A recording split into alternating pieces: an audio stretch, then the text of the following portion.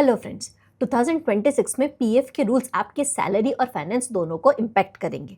अगर आपको लगता है कि पीएफ सिर्फ एक स्टैट्यूटरी कंप्लायंस है तो ये वीडियो आप ज़रूर देखिए, क्योंकि इस वीडियो में हम डिस्कस करेंगे ईपीएफ के नए रूल्स जो 2026 में आपके लिए एप्लीकेबल है। तो बिना देर किए लेट्स गेट स्टार्टेड। सबसे पहले बात करते हैं कि ईपीएफ यानी एम्प्लॉयज़ प्रोविडेंट फंड आखिर होता क्या है। तो प्रोविडेंट फंड एक government backed retirement benefit plan है। यहाँ पर एम्प्लॉयर और एम्प्लॉय दोनों कंट्रीब्यूट करते हैं।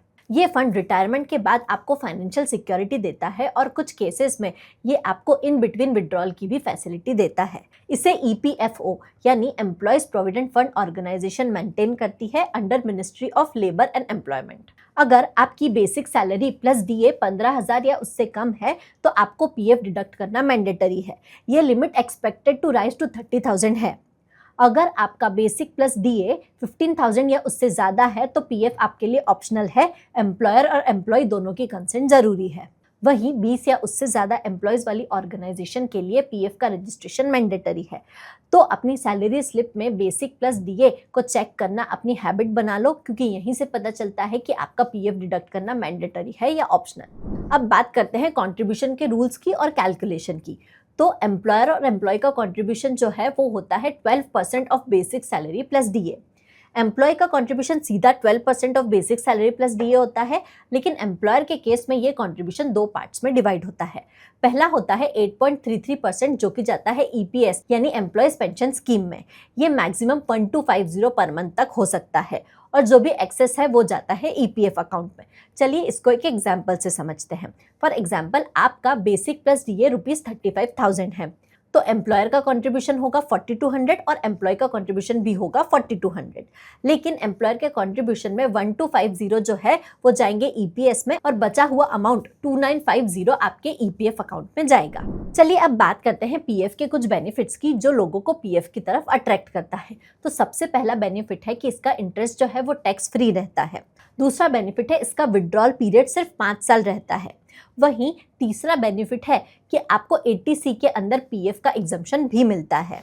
चौथा, कंपाउंडिंग इंटरेस्ट से लॉन्ग टर्म कॉर्पस बनता है। पांचवा, कुछ इमरजेंसी केसेस में जैसे हाउसिंग, मेडिकल या फिर एजुकेशन, इस केस में विड्रॉल भी अवेलेबल है। इन शॉर्ट, ईपीएस से आपको सोशल सिक्योरिटी और रिटायरमेंट के बाद इंडिपेंडेंस दोनों मिलते हैं। एक छोटी सी टिप मैं मेरी तरफ से ऐड करना चाहती हूँ कि अगर आपकी सैलरी हाई है तो आप वॉलंटरी पीएफ कंट्रीब्यूशन भी ले सकते हैं, जिसके सेम इंटरेस्ट और टैक्स बेनिफिट्स हैं। चलिए अब बात करते हैं कुछ कॉमन मिस्टेक्स की जो लोग पीएफ से रिलेटेड करते हैं। सबसे पहली मिस्टेक ये करते हैं कि जब भी जॉब चेंज करते हैं तो वो ईपीएफ जो है वो विड्रॉ कर लेते हैं, जिससे आपका कंपाउंडिंग ब्रेक हो जाता है। जब भी आप जॉब चेंज करो, ईपीएफ विड्रॉ करने की जगह उसे ट्रांसफर कराओ ताकि आपका कंपाउंडिंग ब्रेक ना हो। दूसरा है कि अपना नॉमिनी अपडेट ना करना, इससे आपको लीगल प्रोसेस में डिले फेस करना पड़ सकता है। और तीसरा है अपना यूएएन अपडेट ना करना। आप उमंग पोर्टल की हेल्प से अपना यूएएन ऑनलाइन भी अपडेट कर सकते हो। अब जब हम पीएफ की बात कर ही रहे हैं तो यहाँ पर एम्प्लॉय मैनेजमेंट भी एक बिजनेस के लिए बहुत बड़ा टास्क होता है।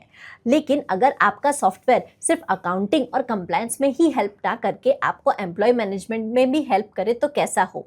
जी हाँ, मैं जिस सॉफ्टवेयर का यूज़ करती हूँ वो मुझे पेरोल और एचआर मैनेजमेंट जैसे कंप्लायंस में भी हेल्प करता है।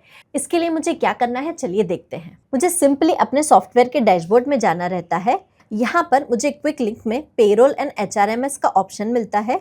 उस पर क्लिक करते ही ये मुझसे मेरी सारी डिटेल्स मांगता है, जैसे full name, email, phone number, organisation name, number of employees, feature requirement, priorities. यहाँ पर ड्रॉप डाउन में मेरे पास ऑप्शंस अवेलेबल है, जैसे जो भी मेरे फीचर्स की रिक्वायरमेंट है या फिर मेरी प्रायोरिटीज़ है। For example employee database, attendance, leave and time tracking, payroll integration, performance management, onboarding, offboarding या डॉक्यूमेंट मैनेजमेंट। मुझे वो सिलेक्ट करना है और यहाँ पर अपने जो भी कमेंट्स हैं वो ऐड कर देने हैं।